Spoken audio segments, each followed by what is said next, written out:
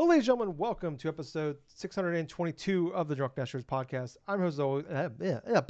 Try that again. I'm your host as always. I'm Tyler, and joining me we have the man, the myth, the legend himself, Sir Colonel Gable. What's up, buddy? Man, I'll tell you what, the past week and a half, I'll tell you what has been going on, dude. I decided to buy a couple different types of games on that Steam summer Oh, Jesus sale. Christ! Yeah, man, I tell you what, it's like when you go to this time of the year and stuff and you look at all the major platforms, all the major storefronts, and they have their own type of summer deals and stuff. It's like you just go, you casually glance upon a couple of them, say, okay, that's fun. Okay, I've already got this. For some reason, this past Steam summer sale, I actually did pick up a good slew of games, like at least about a week ago. And it just started off randomly. Said, okay, well, Half Life's 99 cents, so I'm gonna go ahead and pick up Half Life, Did the see that? original, because I wanted that. Oh, wait a minute, there's Batman Arkham Knight. It's like $2. I'm like, well, it's the end of the trilogy of the Arkham games and stuff. Might as well. Then I started thinking, oh, okay, maybe I should get some newer games that released this year. So I got Animal Well, Oh, nice. I got Crow Country, Ooh, I got this game called Duck Detective, to where this I heard that game was game great. it sounds. I heard it too. That's why I want to play it. And then I decided to pick up some games that I've heard great things about, or I just basically just want to buy to support. So it's like I bought Inside, which is like about maybe $2, like Crosscode, Mm. Tunic. I actually Oh, nice. now I do have Tunic. Yeah, Tunic was like half off, yeah. dude. But I'll tell you what, one of the biggest steals from the Steam summer sale was Disco Elysium, dude. Disco Elysium was like 90% off. It Wow. was like four Ooh. bucks, and I'm like, I can't pass that up, man. It's like I heard it's a great visual novel style of game, so I wanted to try that. On top of that, I actually picked up some great indie classics here. He's like, you got Slay the Spire, you got Grizz, Mm. you got one game I played on the PS4 a little for a bit, and it's really addicting. It's called Downwell. Oh, yeah, Downwell's pretty yeah. fun. Tales of Iron, that Souls I think with the mice and Yeah, the stuff. second one's coming out And the next year, I last think. game, yeah, yeah, the second one's coming out next year. It looks pretty good from what I've seen of it, but the last game that I got, and the one I'm probably one of the more excited to try out here, is a game that released a few years ago, I think in 2022, called Signalis. Oh, yeah, Dude, yeah. Signalis is that survival horror game that is very reminiscent of say a classic survival horror game style, but the atmosphere and definitely the looks of it just seems like kind of creepy, kind of in sort of like an explorational type of way, but it's kind of like one of those condensed survival horror games, like say how you would do corridors type of stuff, and say with Resident Evil or this or that. I think this is on a spaceship or something, but I've heard a lot of good things. I picked that up, so it's like I picked up, all in all, I picked up about what, 1, 2, 3, 4, 5, 6, 7, 8, 9, 10, 11, 12, 13, about 14 different Jesus. Okay. games.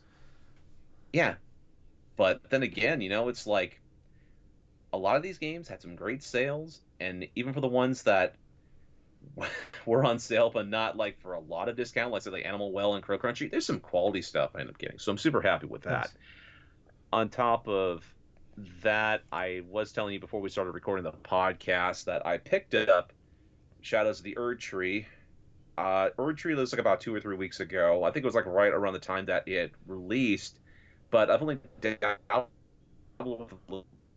because work stuff, family stuff, basically have enough time to where I have to do a lot of different tasks around the house, then go to work, and then come back from work after having some sort of crazy work week, which this week was no different. So I didn't play as much as I wanted, but it was still kind of fun in its own way. And of course, you know how everything else, all the craziness going around the world right now and all that shit happening. But yeah, for the most part, this week has been pretty interesting. How about yourself, I'm Tyler? doing all right, clanging and banging as always. I'm going a little crazy, stuck at home, third week now, being out, got hurt, being hurt at work and stuck at home. But sounds like it's gonna be another week or two. But yeah, I'm doing all right. I'm going to some weird places here, I'm playing some games that Yeah. I never thought I'd play before. Um, I started Okay. one yesterday. I crossed the line. I went Uh-huh. to the other line, at the other side of the aisle. I'm playing Persona 3 Reload. Well, you're finally doing like oh God, what's the artist? Jim Morrison, one of my favorite poets. You've finally decided to go on to the other Yes. side. Yeah. I've been taken on to the other side here. Um, oh Jesus Christ! What the hell is going on? My OBS is going wild here. I apologize if you are a video or audio listener. It's being dumb. It'll fix itself here shortly. But yeah, no, I'm doing all right. You know, but I mean, other than I feel like maybe that's I'm at a point where I'm crying for help now at this point with Persona 3 Reload. I'm gonna pause the recording here, Gables. All right, sorry about that, people. OBS went completely wild. Hopefully that fixes any issues we have here. I'm gonna have to do some volume adjustments as we go as well. Yeah, but I'm doing all right. You know, just clanging and banging as always. Just going a little crazy, stuck at home. You know, can't really do a lot. You know, go to the store. It's about my one weekly activity I can do at this point, and take Louis on small walks right now. But I don't know, you know, doing okay. There's one thing I wanted to ask you, Oh Tyler, Jesus. though. Okay. One thing I wanted to ask you. What prompted you to want to play Persona 3 Reload? Okay. So it's really stupid. So I Okay. I listen to a lot of podcasts because at my job I spend a lot of Hmm. time. I'm driving a lot, so I'm like literally it's like I am constantly listening to podcasts. I listen to podcasts on 1.75 Yes. speed as well. So some podcasts I can go to two. Sometimes I have to go like two times speed. Sometimes I have to go like some like people talk really fast already. So I have to go like 1.25. Anyways, so I listen to podcasts on really fast speed already. Um, but because of my job and I work a lot of hours, I have a lot of podcasts to listen to. And obviously now Yeah. I'm not working, so I've been getting buried in podcasts. So I've been trying to just find like video games to play to like um, keep just kind of like one to like shut my brain off and stuff instead of just like sitting on the couch and like doom scrolling or just like fucking watching YouTube videos or like you know like for a stretch there I was like sleeping most of the day. And it's just kind of anyway. It's like mostly like mental health thing on top of like turning my brain off. Also, just like I'm getting buried in podcasts. I just need the podcast games to play. Um, and I did that first Ascendant for a little while, and I can't do it anymore, Gables. I got to the point I hate that fucking game.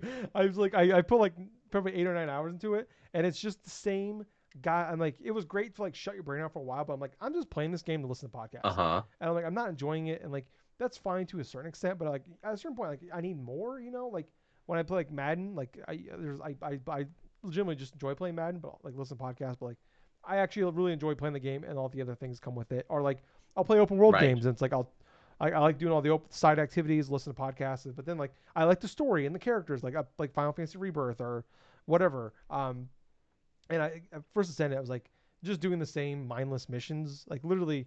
You, you you go talk to someone, they give you four missions, they're the same four missions, just like they just swapped out the color scheme to like now it looks like you're in kind of a different area. And then you do those four missions, you go talk to somebody else, and you go and do that same thing 16 times in an area, and then you go fight the boss. You beat the boss, and then you go fight this other bigger boss. You beat that boss, and then they unlocks a new area, and you do that same thing over and over. You do the same 16 missions again, and then all this. It's like the same five mission Right. types. So I couldn't do it anymore.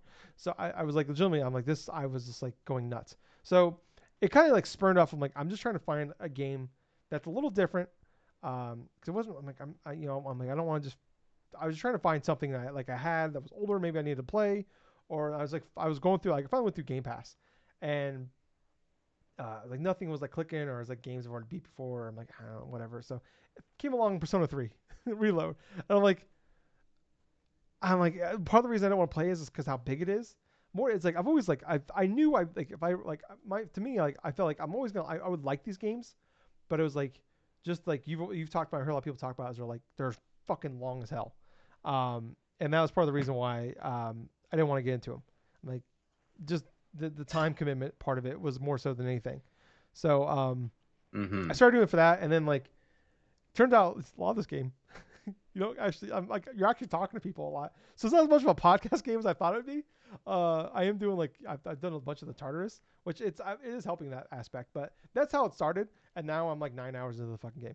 So in 2 days. So yeah, it's started some shit cables. Should I just get into it right now while we're here?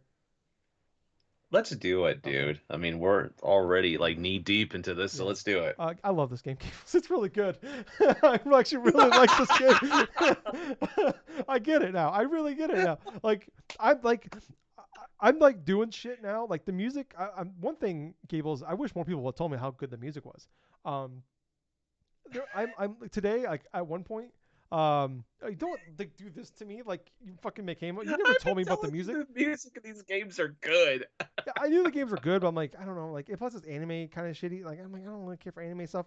But like man, um, so like you go talk to like the sheriff who like you can buy weapons from and shit and buy armor. And they do like a jazz version of like the main theme of the game, but it's like a slow jazz version. And like today, I just cleaned the house and like I just sat in that room and just turned the volume up and I just let the guy play. Like I just let the jazz music play while I was like cleaning up around the house. Like I just really fucking like I'm enjoying all that. Like I'm enjoying a lot of the character.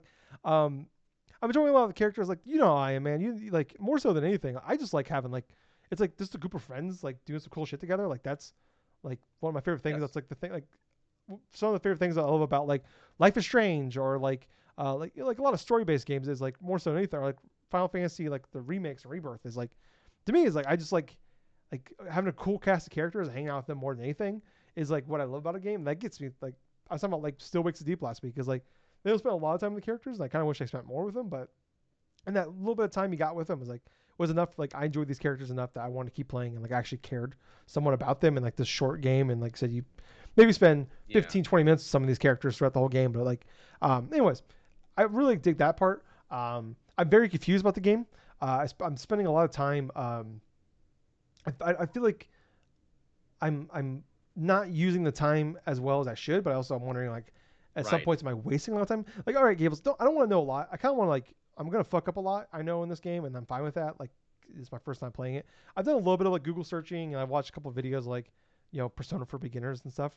Um, so do I necessarily need to travel everywhere every day, or do it like is that like necessary? Like going to all the areas and walking around, other than like I find a few That items, depends. That depends. If we're talking about the overworld stuff and the social like aspect of it just to like like walk around the overworld. form I mean, bonds or something. Oh yeah, walking around the overworld. Yeah, you basically kind of need to. It just you kind of need to do that daily in fuck. that regards Okay. because let's say you want to try to build like a bond or something like with one of your teammates and stuff like that, and like they're only doing like a specific day or like specific days or something where you can hang out with that said person, right? Yeah. By doing that, there are chances to where you not only can you develop the bond even further Yeah. The with social them, links. but it allows them, yeah, social links and stuff. With these social links and stuff, when you level them up, they get stronger in terms of their attack stuff. They'll learn different moves at certain times. That's I don't want to spoil too much of what you can or cannot do, but the one thing you have to keep in mind is when you are like trying to level up your main characters, like say social aspects stuff alongside like with bonds, try to develop like your basic five that you got, like say your courage, your endurance, Well, this you got your courage, charm, and charm. academic. Yeah, You only have three. all of those are important to Yeah, level up I'm on because not three only on were you courage, two on charm, and two on academic. okay, I'm not going to spoil anything in terms of like say story wise type of stuff. I couldn't even anyway because I didn't really play through the entirety of Persona 3 Oh originally when wow. I had it, but when it came to at least that aspect that I'm talking with you about here, the higher you have those specific stats, the more easier it is going to be to get out of certain situations, or the more easier it is going to be for you to say create a persona that's going to help you based upon like certain aspects, Mm, you know. yeah. And even if it's like say trying to charm a person to get like better discounts on certain weapons or Oh, items okay. or Yeah, there's like certain areas I'm that's just an example. okay. There's like certain areas I'm locked out of and shit, so I get like higher levels. I joined the Yep. student council. I'm on the track team now. I've got like 7 or 8 Okay. people that I'm doing like social link stuff with. The nice thing is though, like you get like text messages, and those people will text Yep. you to want to hang out. So like I like that's kind of cool. Like I have noticed there's a couple people like that have like the little card above their head that like you can go do like a social Yep. link thing with them, but like I go talk to them and it won't let me like oh they're not ready to talk to me yet. So I don't know why I gotta do the trigger some of those things. I know I'm gonna miss a lot of shit. Like it's my first time. Like I know like these games are pretty much Right. designed to play through multiple times to like get everything. You can't get them all in one run. Um, but That's the thing though, Tyler. I mean, sometimes it's like what I've said before. It's like it'll take a couple days sometimes to get like certain things done with like certain people. yeah, But did you know that compared to the original Persona 3, those social links weren't available? So you could build up certain bonds or something like that. yeah, But in the current iteration that it was, this is mostly based upon like say Persona 4 and also Persona 5 in terms of how they're acting in terms of stuff like that. yeah, So a lot of that has to do in terms of that type of ease of use for this remake for Persona 3.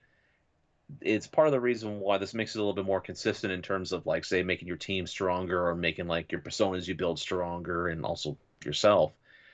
But yeah, some people you get to talk to like on specific days, especially if yeah, you have to do like a track meet or you have to be like son or you have to be at a job or something to just burn the rest of that time in between like certain missions before you go into Tartarus or whatever. yeah, And that's just exactly what it is. And a lot of the exposition, a lot of the meat and potatoes of this is just developing the social links with the other characters and like learning a little bit of their backstory. How like certain aspects of them, it's like you meet the character at first and stuff, and then you kind of get to know them a little bit more on a personal level and stuff, yeah, and they have their own specific type of benefits too.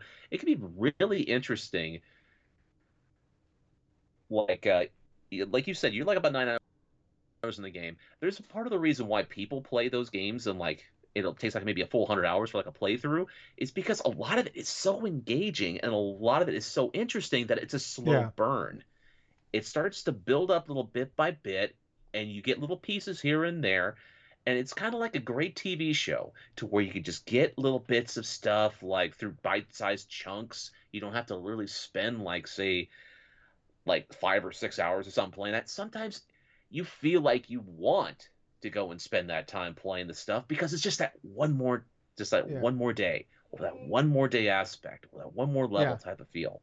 And that's what makes these Persona games so yeah. No, that's interesting. definitely something like I've been feeling with like, so like I did the Tartarus thing and I did lose like an hour because I didn't realize like every like 5 or 6 floors you like fight like a mini boss in the Tartarus, and Mm-hmm. I didn't realize like Yes. so you can like use a teleporter to go back to like the main big base part of it, and like you can also like Yep. that's the only way you can save. I didn't realize like an old school like JRPG in that way though of um, like that's the only way like if you die without like you basically like lose all that time if you have what since your last save. So I went all the way from floor 5 to like floor 17 without saving, and there was 2 bosses in between there, and I got to like the boss on 17, Mm-hmm.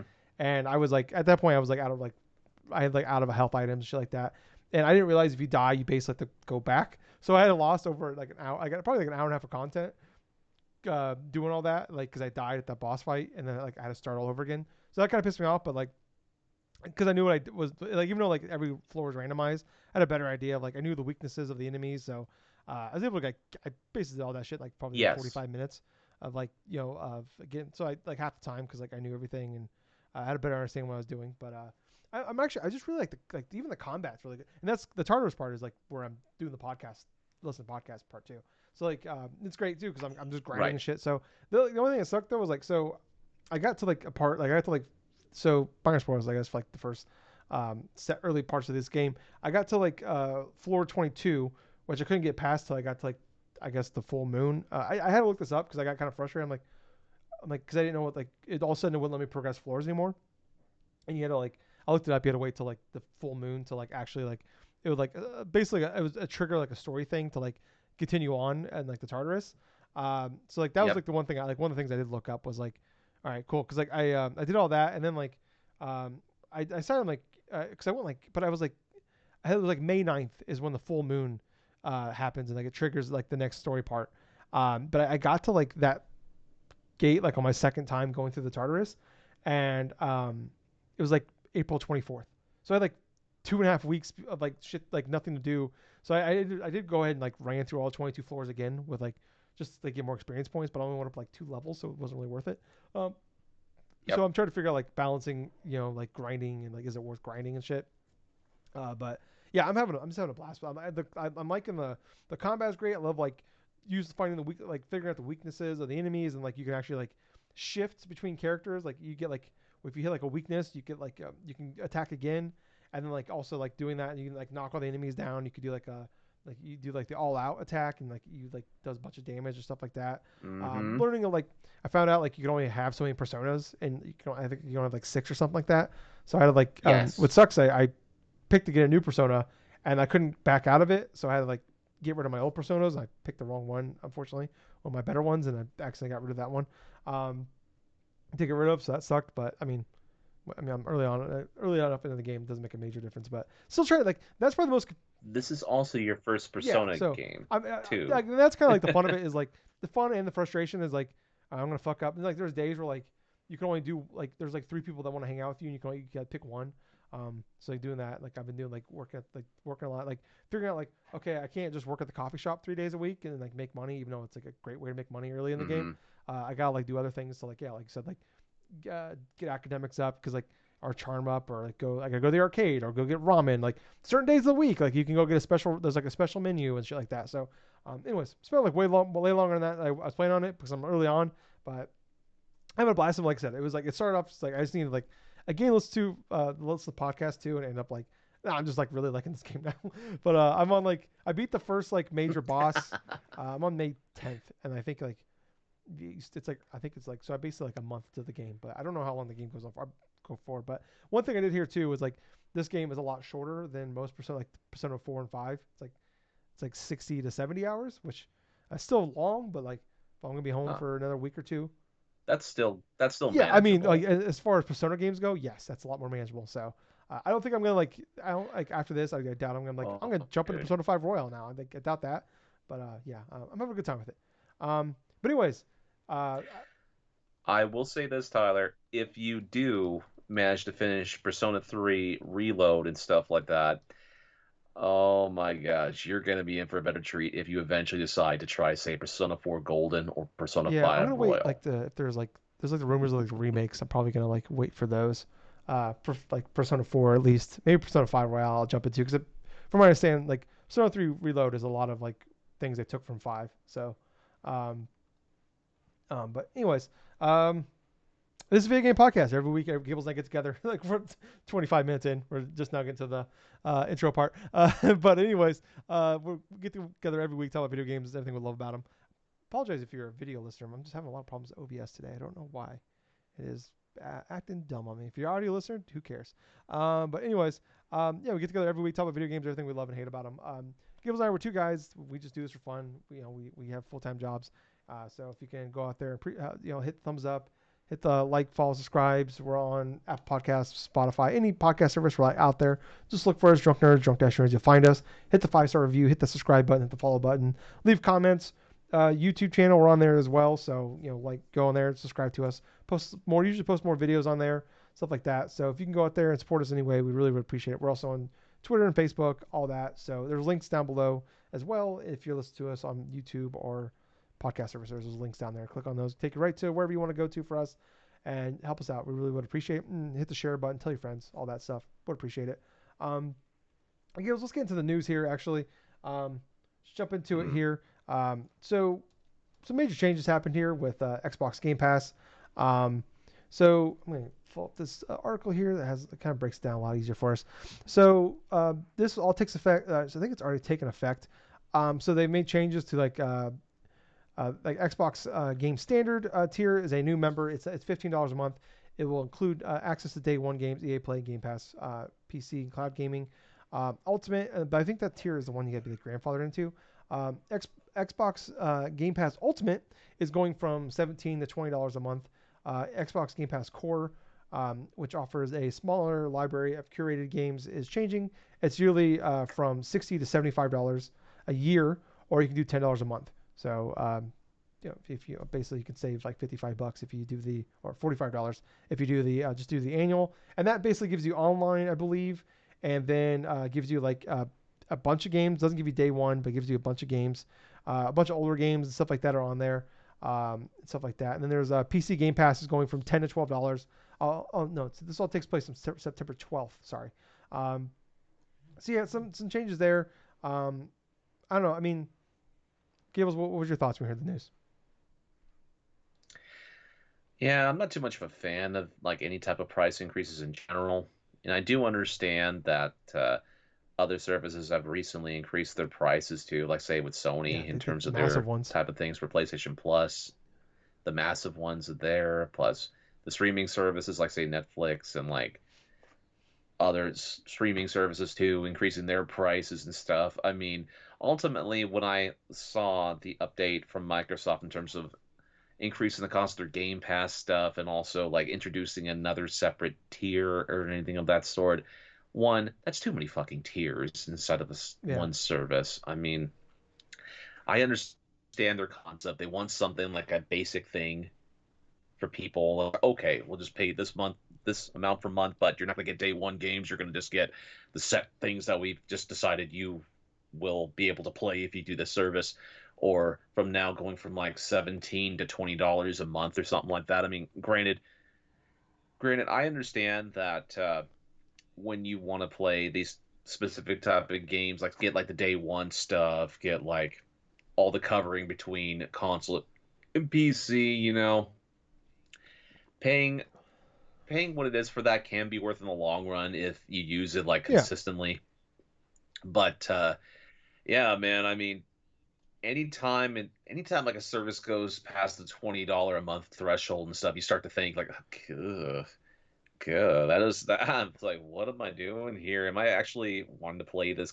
Am I playing this consistently enough to justify that price? But then you think about it for a little bit. It's like there's some forms, there's some things of it. It's like it just depends upon how you use the actual game service itself. Like if you're playing like Game Pass stuff like every day or something like that, you're not gonna really mind too much unless you are one of those type of people. You have like five or six different freaking stream like multiple subscription services at once. Which you know what? I'm not gonna bastardize or like demonize people yeah, that do that. I mean, you do you. I mean, you want to go in the content you want to do, but at the same point, it's like it kind of becomes like sort of a kind of cable provider type of stuff, to where you have all makes me these miss different cable. packages that you have and stuff. It makes you think that I thought I got out of cable to Yeah, begin with. I cut the cord, I did this, I did that. But here I am having these same type of bundle things, but now it's involving the games that I play on top of like these multiple streaming services, and now I'm paying the same costs as I was like 20 or 25 years ago for yeah, cable. Only difference is I was buying games individually for about $50 to $60. It's like I can understand the sticker shock, but in my personal opinion, it's like unless you're not using Game Pass to the initial extent that you feel like justifies that whole cost and stuff, I don't really feel like a lot of people that have Game Pass currently are gonna really care too much of a price yeah, increase. yeah. I mean, it's something we talk.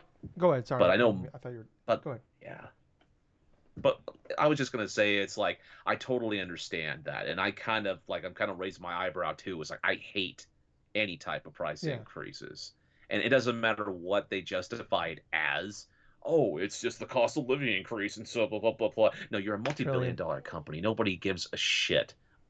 Or yeah, you're a freaking $1 trillion company, and you're on the cusp of trying to quote unquote acquire Steam and stuff like that because of like all this other Yeah, monopoly bullshit. But you're telling me that you're telling us the consumer, the average Joe gamer, that you have to increase these service costs and stuff because of the ever increasing amount in the economy. It's like you're a yeah, $1 trillion company. yeah, Nobody's yeah. buying And that, I it. think, I mean, like, not to get like on a like a capitalistic or like a quasi political, like, Gables has heard me go on the rant a million times now over the last 11 years about this stuff. But it's like, Yeah. yeah, it's like inflation's been bad the last few years, but it's not just the inflation. It's more so like inflation's like 8-9% over the last for like 3 years. Like Most of these companies you're looking at have gone up 30 to 40% of like price increases Yeah. over the last 3 years. And this isn't just Yes. like I don't care what side of the aisle you're on. This like who cares? It doesn't matter who was in office when the last 4 years or the 4 years before that, or who's gonna be in office the next 4 years. This shit was gonna happen regardless because companies have more power than ever, and they Yeah. realize part of that Absolutely. is some of these companies that made out like gangbusters because of COVID. The problem is now for them is they had these crazy high revenue because of COVID. They can't go back to what they were pre-COVID, so they keep jacking up prices to make up. They can't like they went up from like 12 billion a year to 18. They can't go back down to 14 or 15. They got to keep going. That numbers they can't just stay at 18. They got to go to 19, 20, 21. They got to keep going up and up and up. Like that's the main issue. Like and we've seen it in the last 3 or 4 months now, where I think like consumers have finally hit a wall this the last probably 6 months or so. I mean, obviously for a long time now, but like it's got to the point now where even companies Yep. like they finally like companies like finally like hit the point where they increase prices too much. Then now we're seeing like companies like all of a sudden now are lowering prices because they realize yeah they're making money off, Mm-hmm. but at a certain point consumers are like I'm sick of this. I'm just not going to go here anymore. We've seen McDonald's for like one of the first times, and I think like one of the few times in the 21st century have a quarter where they lost money because they ran off the lower income families, the middle class and lower middle class are their number Yep. one, like the majority of their revenue comes from them, and it was so expensive they just stopped going. It was just cheaper to go, even though yeah we complain about prices at groceries are high, yeah, but it's way cheaper to just make it's the price difference of like making food at home and going to get fast food is bigger than ever. I mean, I just like for me, I go to McDonald's and get Yes. a meal. Like go get the quarter pounder or whatever meal. It's like $13. For $4 more, I could have went to a restaurant and got that. I got a much better burger, got way more food, and actually have way better food for at a restaurant or something. Or I can go home and make Or even less, you could have made yeah. yourself a Or I sandwich. literally could have went to the store and made and bought 8 cheeseburgers and made them at home myself.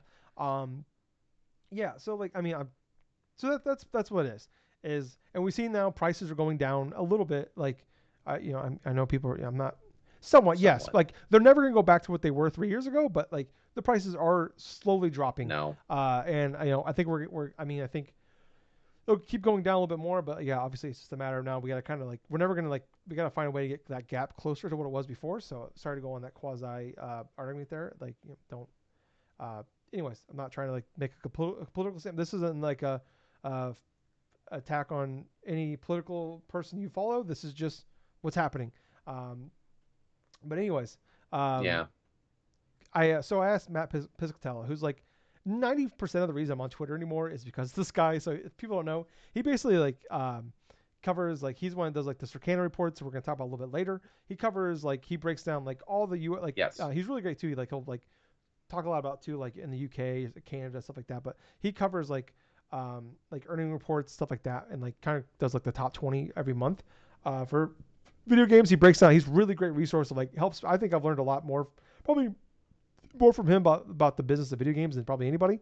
Um, so if you're on Twitter, X, whatever you want to call it, look him up, Matt Piscatella.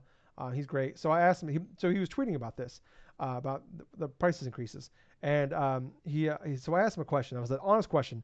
Do companies do this because they think? So he was talking about the tiers. So I asked him about the tiers. I was like, do companies do this because they think customers like options? Like talk about 3 different tiers, or just to confuse us and hope that we just get the most expensive option? His answer was yes. So basically, yes, that's why.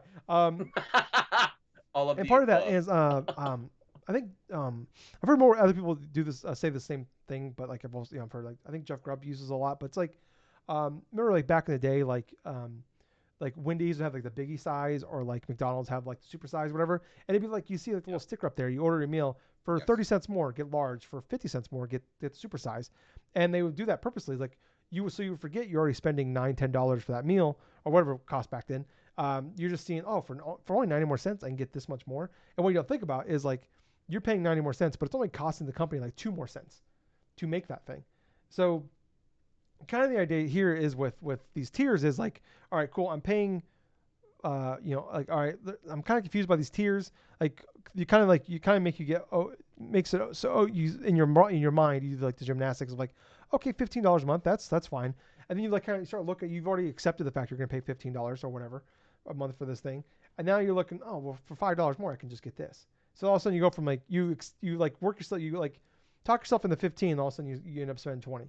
So that's part of it, and like yeah, like I'm with 100% with you, Gables. And that's kind of like that's kind of 100% how I felt about this whole thing. Is like to me, like yes, $20 a month is it a lot? Yes. Like was there a point in time where like was it when I heard that I'm like was I like yeah a little bit like okay I don't know that's a lot of money but like I've talked a lot about like I'm pretty savvy about like like um, getting deals on things when it comes to video games stuff like that. Like a lot of things I especially like where we are economically like you gotta try to kind of be a little savvy sometimes about your purchasing. So like when I try to find deals and stuff like that. And so like I just did recently. I already had like I was like 4 months in advance on like on Game Pass. Recently they had it. It was like I got for $70. I got 6 more months of Game Pass. So it was like $11 a month basically for Game Pass. So I'm good to like April. So like I'm pretty good about finding those deals. So I never pay those prices. But like even if I was paying $20 a month, it is worth it. And I just spent like 15 minutes at the top of this podcast talking about Persona 3 Reload, which the only reason I played it was because it's on Game Pass. Like in this month alone, like Dragon Age Inquisition, old game, I know, yes, but the only reason I even gave it like I started playing it was because it's on Game Pass. Still Wakes Deep is a game I played just a couple weeks ago. I played it because it's on Game Pass. Look at Mm. this week, Neon White came out to Game Pass. It's great. That's one of like the best games from a couple of years ago. Next week we have like I think, or is that what's that fucking Capcom game called? Like Gamatsu. Yeah, Kanitsugami.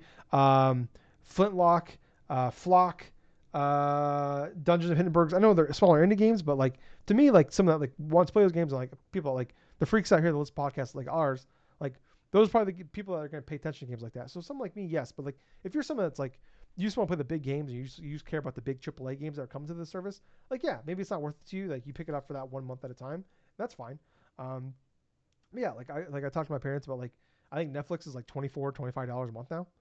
And I'm like locked into like I'm grandfathered into like this deal for like I think like 18 more months or whatever, maybe less, where I'm getting like $14 a month. So if I can't cancel it because then I lose that tier. It's like there's like I might go 2 3 months without using it, but like I'm kind of locked in this deal right now, so I'm gonna kind of keep it because like I'll go like a month where I'll watch like a ton of Netflix, so it's kind of worth it overall in the end. But like I told my parents, I'm like it's like these prices like for these the streaming services, it's not worth it. And like to them, like they're paying that $24 $25 a month, and like to them it's like we watch Netflix more than anything. It's worth it to us. So it's like it obviously yeah, it depends on value, how much time you put in this. Like I get it if like you're like you someone out there you have a family, you have a full time job with kids and a wife or a husband or whatever, and maybe you can only play a few hours of gaming a week or whatever. Like yeah, I could see why that's not worth it to you. But like I don't know, it's case by case basis. I get the frustration. I went along rant there, Gables. I apologize. Um, but I don't know. I just feel like it's just one of those things where like I said, I hate paying more. Obviously, yeah, like everything, like HBO Max, fucking Netflix, Disney Plus, Hulu, everything. Yeah, like every little, like it's only $1 or two at a time, but like it just adds up real quick when you get like you get Peacock, Hulu. All of a sudden you're like your monthly bill just went up like $8 a month. It's like yeah, it's not a lot, but like you start to notice a little bit, and you start like when you get that like little you see that charge in your bank account for that money. It's like when it was like $8 9 it's like okay whatever, but then it's like yeah like now you're talking like we're talking double digits up to $20 here. Yeah, you can start thinking about that a little bit more. So I get it. Um, I just feel like it's just been a giant overreaction. It's like anytime, like I get it's Xbox. It's like they step on rakes all the time. But it's like I just completely feel like this one was just kind of a giant overreaction. It's like I don't know. It's like $3 a month really gonna make. How many people are actually gonna cancel over $3 a month? And like even like say it's 5% that drop that cancel it, they're gonna make way more money from the 95 that stick around. So and plus and the reason they're doing this is because Black Ops 6 is coming and they know they can get away with it. So um, yeah. Yeah. Yeah, So and true. also there's apparently there's some reports out there that Modern Warfare 3 might become the Game Pass here soon, sometime this month. So I kind Huh. of wish like used to be like when they would like when like companies would have bad news like they're raising prices or doing something that would like upset consumers, they'd have like a thing that like kind of make you a little bit happier. It's kind of surprised like if this is coming this month, I'm surprised you shouldn't have that like hey, Modern Warfare 3 is on Game Pass today. Like they kind of like soften the blow a little bit, but yeah. I don't know. Weird. Next up, Gables. I'm gonna let you. I want you to take the kind of over. I want to hear your thoughts on this one because I just talked for a long time. I apologize. Um, but Nintendo kind of like Okay. teased everybody about this horror game. It was like who is was it emo or imo or um, yeah, I Emio can't or remember what it was something. now. I'm sorry, but It's EMIO, so I MEO, call yeah, it we'll go with that one. Emio. But yeah, so like there's a translation. It's like Smiling Man is like, and then like there was like on the, I think it was a Nintendo YouTube channel, and in Japan, like there was a link that went to a website that was basically just the trailer again. Um, there's been some reports. I guess Bloober Team, like someone said from Bloober that they're working on a game. They didn't say for Nintendo, but that's coming to Nintendo Switch, called Project M. So it kind of led people to like believe that this is the game that they're working on. There's been like even like some people were like leaking out information back on like there was tweets a bunch of tweets that like people were talking about this back in April on Twitter and about Bloober Team and Nintendo and just kind of went unnoticed. And now they obviously they blowed up after this video came out, but and there's been some other reports now that maybe that's not them making it, but it's a rated M game coming from Nintendo, a horror game. Some like the things in there like suicide and stuff like that. So it's gonna be probably, it sounds like a more of an intense game we thought from possibly Nintendo here, but I don't know. Gables, what was your opinions on this? What do you think it is? Oh, okay. So let's take care of the obvious. It's a survival horror game.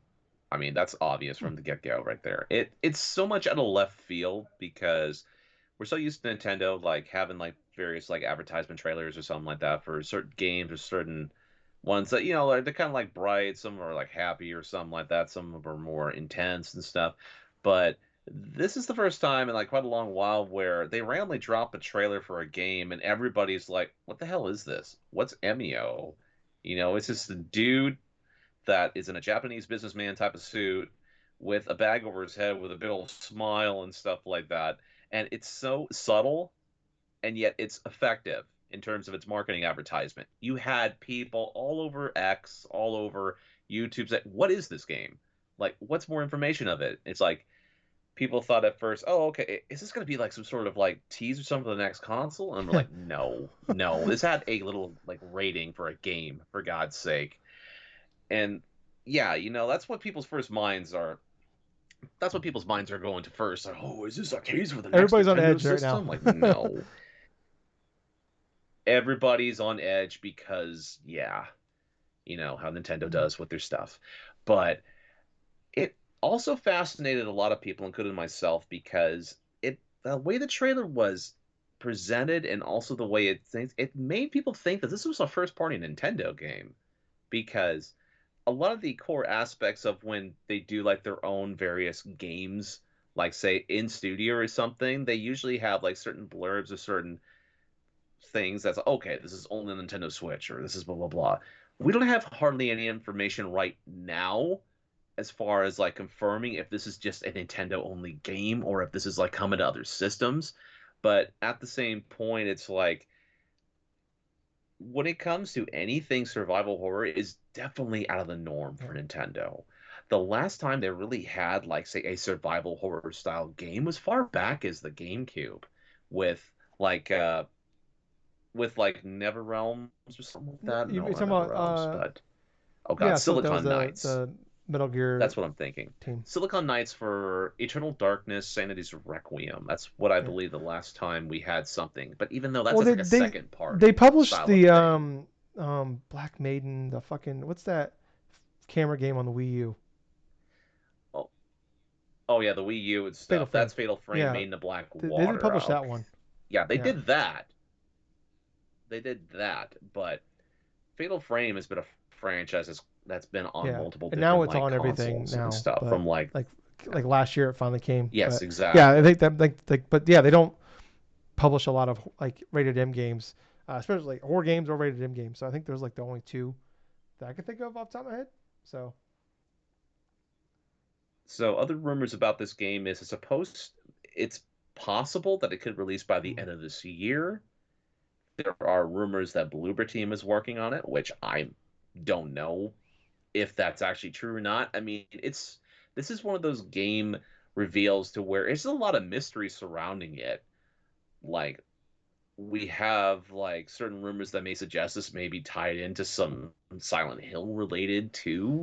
It's like because this is if Bloober Team was working on a separate game that was like hinted at, this possibly could have been that game while they were working on the Silent Well, Hill 2 well, remake. I mean, there's just a lot yeah, of well, variables. they I think they got That's like what three I'm games in saying. development right now. So, they have a lot. They Yeah. pump out a lot of content, a lot of games. So, because they have small teams. So, they usually make smaller games as well. Um, yeah, I just yeah, it's like it's always fun to have these little mysteries. Obviously, then you have like the internet. You got obviously a lot of things. It's the internet, so you got to take a lot of things with a grain of salt, stuff like that. A lot of Yes. shit pops up, and then it's like okay, then it gets debunked a minute later. So yeah, like I know a lot of people don't like some of the Bluer Team games out there. Like I played a couple of their games, and like I thought they're okay. I haven't played all their games, so I don't know exactly. Like what was that one that was? It was a Game Pass game. It was like that is it the early Xbox Series X game? It's basically a Silent Hill game. I can't remember what it's called. But anyways, like I actually really liked that game. It came out like I think 2020, like January 2021. I can't remember what it's called. It's bugging me. Anyways, but I don't know. They make pretty like most of their games you look at like are pretty like usually like sevens. So I guess why like people maybe aren't super excited for that one.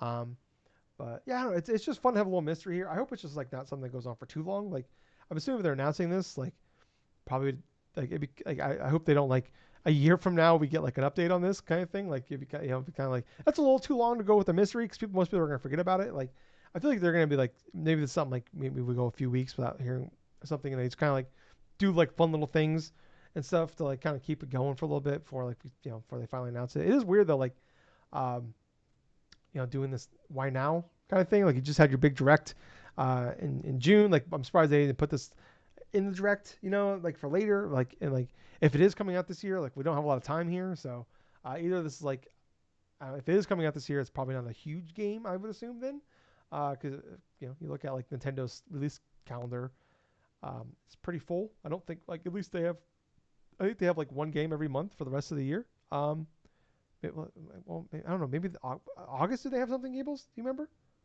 I don't think they have anything in August. I'm not entirely sure if they're having any major releases in the month of Yeah, August, but I am in agreement with you. It's like they really don't have too much time before the end of the year in order to release anything yeah. like say major. So it's got to be fitting into that realm from like August to like Yeah, maybe December, October. I hopefully. guess obviously like great time to put out a horror game, and I think like in October we don't have a lot. Like we have Silent Hill 2, which I don't think we if it is Bloober Team, I don't think that's gonna happen because they don't. I doubt they're gonna put two of their own games out in the same month. So yeah, I don't. Yeah, I just don't know. It's definitely like it's a mystery. Yeah, we don't really know what else to add in this one. I just hope we don't have to wait too long for it because um, I mean, it's kind of fun and it's fun at first, but I feel like it goes on, people are gonna lose interest, and at a certain point, people are probably just gonna get annoyed with it or just completely forget about it and not care anymore. So it's definitely a balancing act, though. Um, and Gables had to walk away though, but we're gonna go ahead and just jump on to the next topic here, and I was gonna ramble on here while we wait for him to get back. We have the May 2024 Circana Report. This used to be the MPDs. It's the top 20. It covers like this all covers like U.S. Sales for video games. It's down 6% year over year from May 2023. I think it was 6%, but it's at $4 billion. This does include like everything, console sales, headsets, controllers, stuff like that. Mobile games as well. Big part of the reason is probably it's down is because remember last May we had probably one of the biggest games of the year come out in Zelda Tears of the Kingdom. I think it sold like 15, 16 million units in the first like 6 weeks it was out. So did really well for itself. Also on top of that, you did have the Zelda Tears of the Kingdom Switch OLED. I think maybe it was regular Switch. Anyways, they had this big Switch that was a big boost for them. In that same time, I think it was like end of April, early May it came out. I think it came out like a week or two for the actual game did. So yeah, that was a big reason why it was down year over year. I want to find some other. I had some other stuff here I wanted to talk about. I want to get to this thread here that Matt Piscatella had here. Um, yeah, so he said year over year, the big reason why the Zelda comp was brutal. Um, he said PC games on Sony putting games on PC has been huge for them. It's working out really well. Um, said hardware is a bit worse than expected. Uh, so part of that is obviously like the last year they had like the Zelda Switch. So that's part of the reason why the big drop off happened. But also just all three console makers are down um, year over year, a double digit percentage. And that's something like we talked about like before, like PlayStation admitted like kind of probably the peak of like their sales is probably already happened for it. Like they're obviously like they're still ahead of like where the PS4 was at this point in time of like when the PS4 was out. Like if you compare month to month, but yeah, like obviously that's gonna be down. And like we're at a period now where we're getting less and less major games from them every year. Last generation compared to this generation. Um, yeah, so that's definitely going to help. And then like one thing I thought was really interesting he talked about was the fact that um, he pointed out like I think like PlayStation like there's an old interview that happened with like PlayStation executives like the early 2000s, and he talked about like $200 is like that magical number, and you see like basically last generation we really didn't have that major price discount. I think eventually like PS4 went down to like $300. I think the Xbox One went down to 200, and the Wii U obviously was just was a bust. But also Xbox One wasn't selling, and the Wii U was a major disaster. So basically, there was only one major console on the market at that point. So that's why PS4 was able to kind of get away with that with the lack of a discount. And we're definitely seeing like this time around for Xbox. Like I mean, I don't want to like Switch. I think it's just like obviously one of the greatest consoles of all time, but also like they're doing their own thing. They have the boost from COVID, all things we talk about over and over again. So they got kind of a second win there. Um, so yeah, like um, them like all these companies of like PlayStation Five and Switch have like instead of dropping prices have just like increased prices for their consoles this generation. So we're not seeing those. So I think it's a big part of it too. Is like they're just staying. They're more expensive. These consoles are way more expensive now. Like if you consider where we were 10 years ago, these consoles were selling. PS4 was $400. Now 500. Now they're 500, $550 for a PS5. That's going to hurt a lot more nowadays than what it probably hurt a decade ago. We talk about inflation and everything like that already kind of affecting everything. So yeah, cables is still gone. Jesus Christ. Um, but yeah, we're just gonna go ahead and get into it though. I'll kind of update Gales when he gets back. So we have the top 20 here from the previous month. So kind of a crazy surprise here. This is all from May, by the way. This is based off dollar sales, not individual copy sales. So this is like this is based off like I said, dollars, not individual sales. Um, so Dragon Age Dogma, Dragon's Dogma 2 had a big drop. Went from 7th to 20th. That was its third month on the market. Mortal Kombat 1 jumped back from 21st to 19th. F124, its first month on the market. I don't know when it came out. Might have been late in the month of May. I'm not sure. Jumped in at 18. Rise of Ronin has at 17. It was 11th the previous month. I think it was like top 5 the first month, and now it's gone from 11 to 17. So probably will not be in June's. Madden NFL 24 is at 16. Mario Kart 8 is at 15, just still holding on. Homeworld 3 was a brand new game as well for the month of May. It's at 14. Marvel Spider-Man 2 was at 13. EA Sports FC 24 is at 12. Fallout 4 still holding on there. It jumped from like in the hundreds to like 5th in April to now but still 11th in May. Stellar Blade dropped from 1st to 10th. Hogwarts Legacy still at 9. Elden Ring jumped from 19th to 8th. Obviously with the big bump. We're at that point we're getting ready to go into the DLC. Minecraft is oddly enough. Usually it's always in the teens. It jumped from 13th to 7th. I don't know what. Maybe there was some major thing that happened in the month of May I don't know about, or just maybe obviously like May maybe was not the biggest month ever for gaming, so that's part of it. But yeah. Sorry here. Sea of Thieves is at 6th. So still hold on strong there with the PlayStation being put on PlayStation 5. MLB The Show is at 5. Helldivers is still in there at 4. Call of Duty Modern Warfare 3 is at 3. Kind of surprised that if it's still like one of the best selling games every month. It's been like I think top 5 still every month since it came out. Surprised to put it on Game Pass, but it's still selling so well.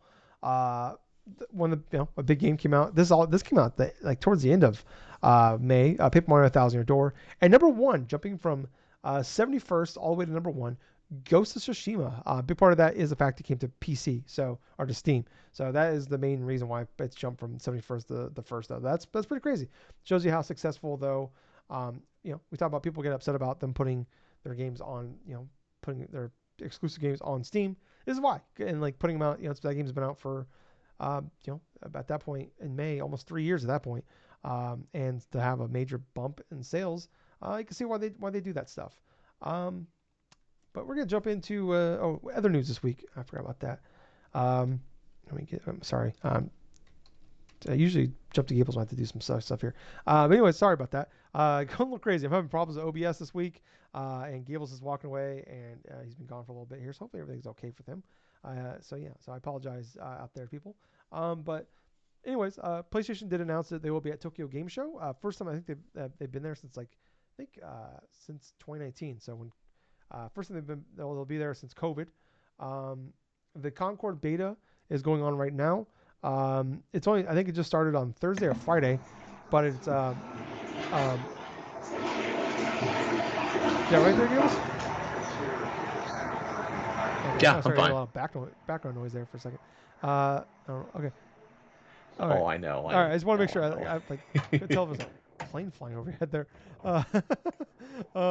Anyways, sorry. I was just doing some of the other news this week here. So the Concord beta started up. I think Thursday or Friday, and I talked about this at the time, like Mm-hmm. when they first revealed it, and everybody was kind of poo-pooing it. It's like I even said like I wouldn't be surprised if this game is good, but it's just like I don't feel confident that I was gonna have a big following. It's gonna do well at launch. The beta came out and people are not surprisingly are saying the game is good, but like it's actually like really positive, like really really positive. This demo is so people or this beta is so I'm kind of surprised. So I don't know. I'm not saying like this is gonna mean this game's gonna be super successful because at the point it's gonna come out, it's gonna be $40. It's like even if you do well initially at launch, doesn't mean 3, 4, 6 months, a year from now, I mean you're gonna be like doing awesome. But I'm surprised like how positive Right. the buzz has been about from the public on this one. So like I said, yeah. So Hmm. pretty interesting. So I wanna give a shot. So hopefully I got downloaded. I was gonna play it and then Persona 3 happened. So um, yeah. But anyways, also Way Forward is making a Double Dragon game that's coming out next year. Looks pretty cool. It's a 3D fighting game. So yeah, that looks pretty awesome. But Gables, that's pretty much it for the news this week. Yeah. Why don't you tell me what you've been playing, buddy? Alrighty. As far as the games I've been playing this past week, I've been playing a little bit more of like a classic sort of not like a classic sort of game, but like a game that I've played before. But it's because the football season's getting underway. I decided to play a little bit Hmm. more of Retro Bowl and just continue on with like a franchise mode stuff that I've been doing. And it's kind of interesting because I've come across where I really like enjoy playing the game like in spurts and stuff. And then when I get to like the off-season perspective and stuff, I try to say trade off like say the highest like salary players are getting close to that 27 maybe the $30 million mark or like towards like say if they're getting upwards like to their like above like 30 or something like that and they start to to deteriorate a little bit in terms of performance and Yeah. stuff and then you have to try to trade them off for like a second rounder or whatever. And mostly I'm trying to like balance that like let's say with salary cap issues because the salary cap inside of like Retro Bowl and stuff's like about 200 million or something like that, which sounds like a lot, but you have to keep in mind that you have to do a lot of like various stuff to keep the facilities all nice and neat, have to get like the fans all nice and happy, morale you have to think of. On top of that, you're paying these coaches, like the offensive coordinator, defensive coordinator, like a good sum of like money for like only a few year contracts, and that's where it starts becoming a little bit like convoluted in some regards because you have players, you have coaches, you have stuff, and like you have to try to balance all of these type of contracts. Like if there's one or two players you really want, you can extend their contracts a little bit further. But in doing so, you're almost filled up to the cap of what you can actually spend and afford for like money players to the extent where if you have too many big money players or something like that, you're not going to be able to afford, like, say, a free agent to fill a spot of need if need be. which that has happened and stuff. But because I have been playing through this type of franchise mode, like multiple different seasons and stuff, both my offense and my defense are like 5 stars and stuff. So it's like I have the necessary quarterback, the necessary like wide receivers, running backs, and stuff. What's hilarious is like because this is like technically the 5th year of like doing this franchise mode with just the one team and stuff, that I've won like about 3 like Hmm. retro bowls or their equivalent to the Super Bowl or something like that. And what's hilarious after each season is like, oh, all these like you there's all these different coaching offers for all these different teams. I'm like, well, you know what? For this one, I'm going to just stick with the one team. Like I'm gonna stick with my 49ers and I'm gonna go and do this and do that.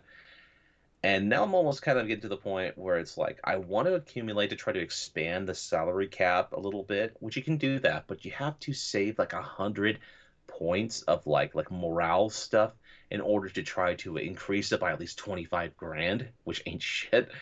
But it's interesting. I've actually got a lot of the achievement stuff done in that game towards like over 70% because you'll have like certain accomplishments that you can go through and achieve. Like say if a player scores a like say a rushing touchdown. Like say your quarterback scores a rushing touchdown, that's a pop achievement. Or if you win like a couple of like Super Bowls like with your head coach, that's also like a good threshold. Like say if you have like over like 200 touchdowns or something in a given like franchise mode or something, that pops up.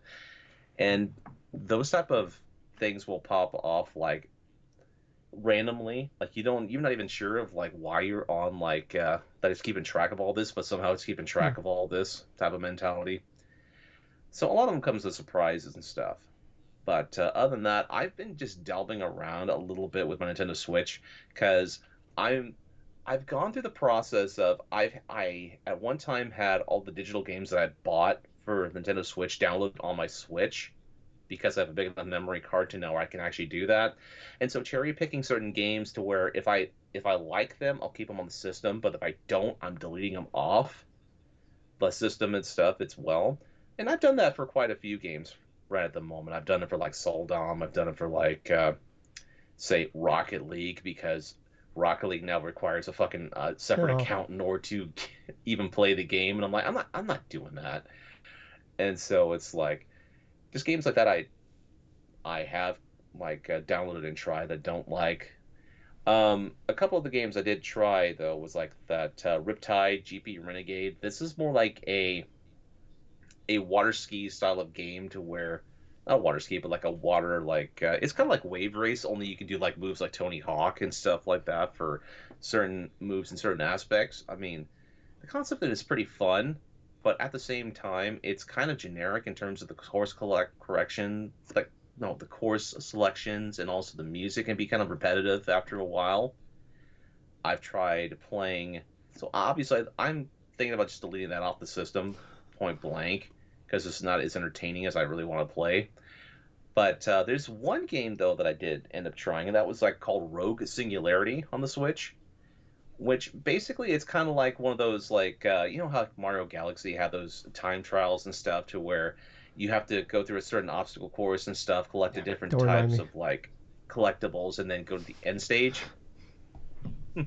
Yeah, that's basically the entire game kind of based around that function, and it's actually kind of interesting. It's actually kind of fun.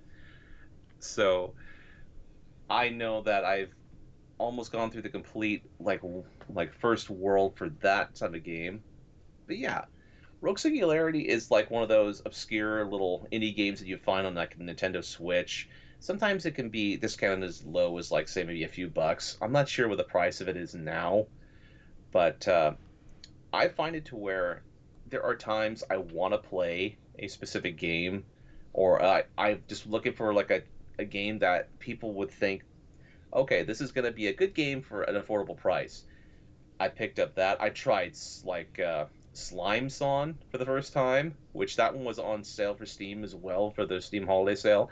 And your basic premise is you get swallowed by this huge monster, and you're this little slime, and you have to go and kind of terrain these like Super Meat Boy style of like stages and try to get to the end point of it. So it's like the core mechanic of it is this little slime you can hold on to walls or something. You can bounce and stuff, but you can actually make yourself translucent and then like solid as well. So you can pass through certain types of walls that are colored green, and the red ones, obviously, you die if you hit those. But it's kind of cool. I've gotten through almost the first world of that. I've actually gone through like 8 stages in total. But it's such a fun kind of like way to kind of hit your head against the wall and stuff. It's like, okay, I can't do it that way. I got to be really precise in order to try to navigate throughout a certain section so I can make it past it to the end. But I think I only picked that up for like about maybe a couple bucks a couple years ago, and I'm thinking, okay, well, I'm gonna try it out. It's like, yeah, this is really fun. But other type of Nintendo Switch stuff that I tried playing a little bit more of. I tried playing this game called Outlanders. It's sort of reminiscent to like a Star Wars like Episode One Pod Yeah. Racer sort of thing. I mean, it seemed pretty interesting at first, but the controls and the glitches inside there are not really all that great. I could see if like you're itching to try to play something similar to that of like like Star Wars Episode One that was on the N64. I mean, I could see the appeal there if you want to just try to play that for sort of a nostalgia like stake type of thing. But yeah, I ended up deleting that off my system too. The other one I've tried playing was like Super Beat Sonic, yeah, it's Sonic, I think it's called Xoic. It's basically like a music-based game to where you use like the face buttons to do like different quadrants and stuff of like certain tones and stuff. I dabbled around a little bit with that. Didn't get too much into it. I still have it on my system, but I did try a little bit of the NSO online release this past week for Legend of Starfy. That one, that one, I know that franchise is more kind of like Kirby-esque because the games are supposed to be like they're not too long, but they're charming, but they're not incredibly difficult. So I played a little bit of a couple stages of that as well. So this entire week has been more or less me delving into just experimenting with a whole bunch of different games I already have already, just to clear out a whole bunch of things or just seeing, okay, which games do I actually enjoy or wanting to play, and which ones do I just want to just say, you know what, I'm never going back to this thing, you're exiled.